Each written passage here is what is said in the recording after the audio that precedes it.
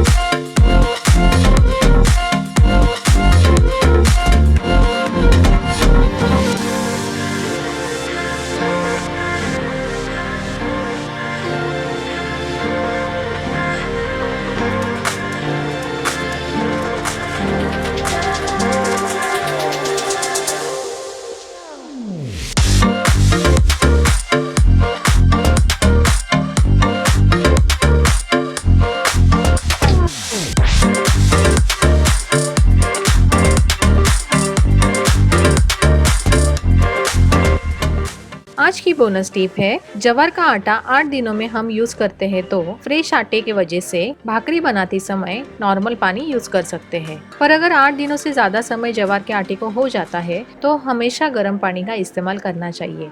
इससे भाकरी बनाते वक्त क्रैक्स नहीं आते हैं। अगर आपको ये वीडियो अच्छी लगी हो तो इसे लाइक कीजिएगा, अपने दोस्तों के साथ शेयर कीजिएगा और मुझे कमेंट्स में जरूर बताइएगा। और आप इस चैनल पे नए हो तो इसे सब्सक्राइब करना मत भूलिएगा। Thank you so much for watching this video.